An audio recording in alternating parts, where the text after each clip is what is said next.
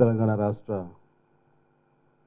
Cinematography శాఖ మధ్యులు సోదరులు శ్రీ తలసాని శ్రీనివాస్ యాదవ్ గారికి, సినీ పెద్ద, మీ అందరూ ఎంతో గౌరవప్రదంగా ఆత్మీయ అభిమానాన్ని పంచుకునే దర్శకరత్న శ్రీ దాసరి నారాయణరావు గారికి, మూవీ ఆర్టిస్ట్ అసోసియేషన్ ప్రెసిడెంట్ సోదరుడు రాజేంద్ర ప్రసాద్ గారికి, సెక్రటరీ శివాజీ రాజా గారికి, నిర్మాత సి కళ్యాణ్ గారికి, దర్శకులు ఎన్ శంకర్ గారికి, సంపూర్ణేష్ గారి, ఇతర పెద్దలకు, ఈనాటి ఈ కార్యక్రమానికి ఇంత హృద్యంగా ఇంత చక్కగా నిర్వహిస్తున్నందుకు కారణమైనటువంటి ఎవరైతే ఆతిథ్యం ఇచ్చారో ఆ తెలుగు ఫెడరేషన్ ప్రెసిడెంట్ కొమరం వెంకటేశ్వరరావు గారికి,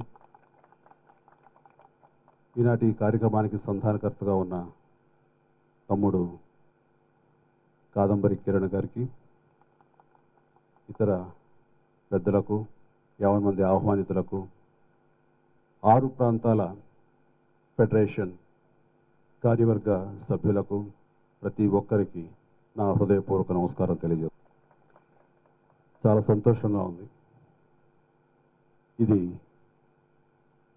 యావత్ భారతదేశంలో ఉన్నటువంటి అన్ని ప్రాంతాల సినీ పరిశ్రమ సంబంధించినటువంటి కార్మిక నాయకులు ఈ రోజున ఇక్కడ హైదరాబాదుని వేదికగా చేసుకుని ఈ చర్చా కార్యక్రమం వాళ్ళ కార్మికుల సాధక బాధకాలకి ఒక పరిష్కార మార్గంగా ఈ 3 రోజుల పాటు ఇక్కడ జరుగుతున్న ఈ చర్చా వేదికగా హైదరాబాదుని ఎన్నుకోవటం అనేది నిజంగా చాలా చాలా సంతోషం, చాలా గర్వంగా ఉంది. ఈ రోజున హైదరాబాదులోని సినీ పరిశ్రమ చాలా ధీటుగా అన్ని రకాల హంగులతోటి పరిపూర్ణంగా ఈ రోజున ఉంది అంటంలో ఎలాంటి అతిశయోక్తి లేదు. కారణం మరీ ముఖ్యంగా మన ఈ తెలంగాణ రాష్ట్ర ముఖ్యమంత్రి గౌరవనీయులు, ఈనాడు ఇందాక మంత్రివర్యులు తలసాని యాదవ్ గారు చెప్పినట్టుగా, శ్రీనివాస్ యాదవ్ గారు చెప్పినట్లుగా ఒక సర్వేలో అత్యుత్తమ సీఎం ఎవరు అంటే కేసీఆర్ గారి పేరు వెల్లడించడం జరిగింది. కేవలం ఆయన మాటల ముఖ్యమంత్రి కాదు, చేతుల ముఖ్యమంత్రిగా ఆయన పనిచేసుకుంటూ వెళుతున్నారు కాబట్టి ఈ రోజున ఆయనకు అరుదైన గౌరవం దొక్కింది. అదంతా మనకు గర్వకారణం. ఎప్పుడు ఎక్కడ కనిపించినా సరే ఆయన నాతో అంటుంటారు. ఒకసారి అలా కలిసినప్పుడు కూడాను శ్రీనివాస్ యాదవ్ గారు ఉన్నారు అక్కడ. ఈ సినిమా ఇండస్ట్రీ ఇక్కడ సుస్థిరమైన స్థానం ఏర్పరచుకుంటూ ప్రతి ఒక్కరి సంక్షేమం చూసుకునే దిశగా, చిత్ర పరిశ్రమ అభివృద్ధి అయ్యే దిశగా మా వంతు కృషి చేయడానికి మేము ఎప్పుడు సంసిద్ధులై ఉన్నాము. దానికి మేము ఏమి చేయాలో మా వంతు మేము చేస్తున్నా సరే మాకు తొయ్యనివి, మాకు తట్టనివి ఏదైనా సలహాలు ఉంటే మాత్రం మీరు ఇవ్వాలి చిరంజీవి గారు అంటూ ఆయన అడగటం అన్నది సినీ పరిశ్రమ మీద ఆయనకున్నటువంటి మక్కువ. సినీ పరిశ్రమ ఇక్కడ సుస్థిర స్థానం ఏర్పరచుకోవాలి, తద్వారా లక్షలాది మంది కార్మికులు, దాని మీద ఆధారపడ్డ వాళ్ళకి ఉపాధి ఉద్యోగ అవకాశాలు రావాలి అంటూ పెద్ద మనసుతోటి ఆయన చేయటం అన్నది ఇది సినీ పరిశ్రమ గొప్ప వరం, అదృష్టం కూడా. హైదరాబాద్ ఈ మధ్యకాలంలో సినీ పరిశ్రమ కావాల్సిన మౌలిక సదుపాయాలు ఏ విధంగా ఉన్నాయన్నది నేను ప్రత్యేకించి చెప్పనక్కర్లేదు. మేము దాసరి నారాయణరావు గారు ఇలాంటి మేమంతా అప్పుడప్పుడే అభివృద్ధి చెందుతున్నటువంటి ఈ హైదరాబాదులో మేము కాలు మోపినప్పుడు 24 క్రాఫ్ట్స్లో దాదాపుగా ఎక్కువ క్రాఫ్ట్స్, ఎక్కువ మందిని మేము చెన్నై నుంచి లేదా ముంబై నుంచి ఇక్కడికి తీసుకురావాల్సిన పరిస్థితి, వాళ్ళ సేవలు అందిపుచ్చుకోవాల్సిన పరిస్థితి ఉండేది.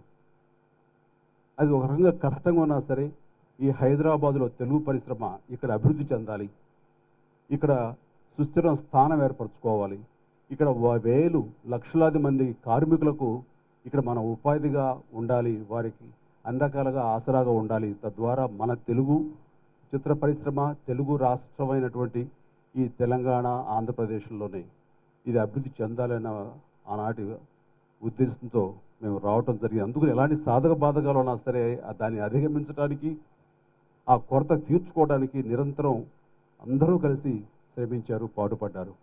దానిలో భాగంగా ఈ రోజున ఈ హైదరాబాదులో అన్ని రకాల మౌలిక సదుపాయాలతోటి ఎవరి మీద ఆధారపడక లేకుండా, ఎక్కడి నుంచి వేరే క్రాఫ్ట్స్ నుంచి కళాకారులు కానివ్వండి, సాంకేతిక నిపుణులు కానివ్వండి, ఇతర సపోర్టింగ్ క్రాఫ్ట్స్ నుంచి ఎవరిని రానక్కర్లేకుండా ఇక్కడే అందరూ అభివృద్ధి చెంది ఆ రకంగా ప్రతి ఒక్కరికి అన్ని రకాలుగా వెసులుబాటు ఇచ్చే దశగా ఈ రోజున అన్ని క్రాఫ్ట్స్ పరిపూర్ణంగా ఇక్కడే ఉన్నాయి.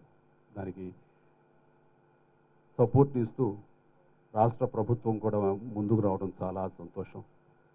అంటే ఒక రకంగా ఎంతగా అభివృద్ధి చెందింది అంటే, మన దేశంలో ఈ 6 ఫెడరేషన్స్ ఏ ప్రాంతాల్లో ఉన్నాయో ఆ ఎక్కడా లేని విధంగా ఇక్కడ కార్మికుల సంక్షేమాన్ని దృష్టిలో పెట్టుకుని ఒక చిత్రపురి కాలనీ అనేది ఏర్పడి వేలాది మందికి నివాసయోగ్యంగా భవన సముదాయాలు ఉండటం అనేది నిజంగా ఎక్కడా జరగంది.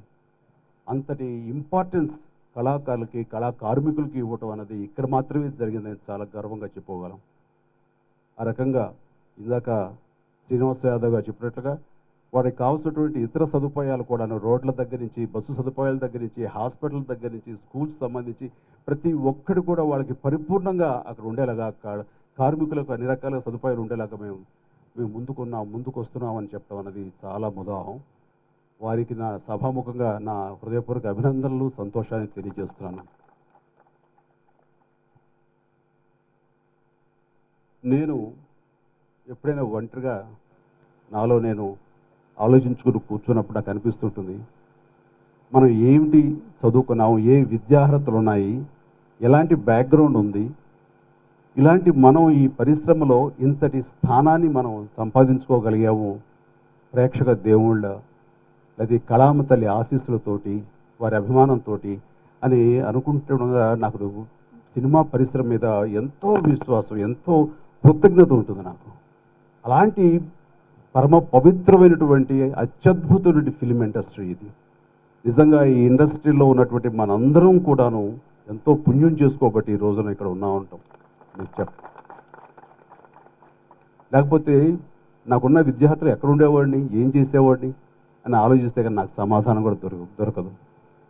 ఈ మాట ఎందుకు అంటున్నానంటే, ఈ రోజున ఆయా శాఖల్లో పనిచేస్తున్నటువంటి ప్రతి కార్మికులు కానివ్వండి, కళాకారులు కానివ్వండి, సాంకేతిక నిపుణులు కానివ్వండి, మన అందరికీ కూడాను మన అర్హత మీరి, మన బ్యాక్గ్రౌండ్ మీరి ఈ సినీ పరిశ్రమ మనల్ని కాపాడుతూ, మనకు అండగా నిలుస్తూ మనకి ఈ రోజున ఈ జీవితాన్ని ప్రసాదించింది. ఇలాంటి ఈ ఇండస్ట్రీని కాపాడుకోవటం, ప్రొటెక్ట్ చేసుకోవటం అనేది మనకి అత్యంత ఆవశ్యకత, మన అందరికీ కూడా ఇది బాధ్యత, ధర్మం కూడా. అంటే ప్రతి ఒక్కరికి ఇదే అర్హత ఉన్న బయట వాళ్ళు ఏం సంపాదించుకుంటున్నారు, ఎలాంటి జీవితం అనుభవిస్తున్నారు అని మనం ఆలోచిస్తే వారికంటే ఎన్నో రెట్లు మెరుగ్గా మనం అందరం ఉన్నాము. అలాంటి ఇండస్ట్రీలో చిన్న చిన్న సాధక బాధకాలు రావచ్చు, భార్యాభర్తల కలిసి రాసినటువంటి నిర్మాతలకి అలాగే కార్మికులకి చిన్న చిన్న విభేదాలు రావచ్చు. ఇవన్నీ సర్వసాధారణం. ఇలాంటివి ఏ వచ్చినా సరే సామరస్యంగా వాటిని పరిష్కరించుకుంటూ ఆ రకంగా ఆ సమస్యలకు ఒక సమాధానంగా వచ్చేలాగా మీరు ఈ రోజున మీరందరూ చర్చలు చేయటం, అలాంటి సాధక బాధకాలని దృష్టిలో పెట్టుకుని, అలాంటి సమస్యలను దృష్టిలో పెట్టుకుని మనం ఏ రకంగా కోఆపరేట్ చేయాలి, ఏ రకంగా మన సహాయ సహకారాలు అందివ్వాలి, తద్వారా ఫిల్మ్ ఇండస్ట్రీ బాగుండాలన్న సదుద్దేశంతో ఈ రోజున మీరు అందరూ మీట్ అయ్యి ఈ చర్చలు జరిపించడం అనేది నిజంగా చాలా చాలా సంతోషం, చాలా అవసరం కూడా. ఇలాంటివి ఆ రకంగా మంచి ఉద్దేశంతో మీరందరూ ఇక్కడ సమావేశమయ్యి ఈ 3 రోజుల పాటు దీనికి సంబంధించిన చర్చలు జరుపుకుని రకరకాల సమస్యలకి తీర్మానాలు చేసుకుని ఆ రకమైనటువంటి మంచి వాతావరణాన్ని ఈ భారతదేశ చలనచిత్ర పరిశ్రమలో మీరు ఉంచడానికి చేస్తున్న ప్రయత్నానికి మనస్ఫూర్తిగా నా అభినందనలు తెలియజేస్తున్నాను. ఈనాటి ఈ చక్కటి కార్యక్రమానికి పెద్దలతో పాటు నన్ను ఆహ్వానించి ఆ రకమైన గౌరవం మీరు ఇస్తున్నందుకు మీకు అందరికీ హృదయపూర్వక కృతజ్ఞతలు తెలియజేస్తున్నాను. మరొకసారి చేస్తున్నటువంటి ఈ ప్రయత్నానికి మీకు ఆతిథ్యం ఇచ్చినటువంటి ఈ తెలుగు ఫెడరేషన్కి మనస్ఫూర్తిగా నా సంతోషాన్ని అభినందనలు తెలియజేస్తూ మరొకసారి వెస్ట్రన్, ఈస్టర్న్, అలాగే చెన్నై, కేరళ, కర్ణాటక వచ్చినటువంటి ప్రతి మంది 50 మందికి నా హృదయపూర్వక అభినందనలు తెలియజేస్తూ నమస్కరిస్తున్నాను. ధన్యవాదాలు. జై హింద్. ఏంటంటే నటనాలయం, ఆయన ఇల్లే ఒక నటనాలయం, అందులో ఆయన ఒక నటరాజు నరసింహుడు. టీ అంటే తార మండలంలోని తారక ధృవతారకుడు, ఆరంటే రాజర్షి రారాజు, రాజకీయ దురంధర యుగంధరుడు, రమణీయ రమ్య కమనీయ సౌమ్య గుణధాముడు అని. అందులో కృతజ్ఞతలు గారు అందరి మహానుభావులు కార్యాలు. ఒక మనిషి మహోన్నత విద్యాపథంలోకి నడవాలంటే, అత్యున్నత శిఖరాలకు ఎదగాలంటే సత్సంకల్పం కావాలి, అభివృద్ధి దీక్ష పొందాలి.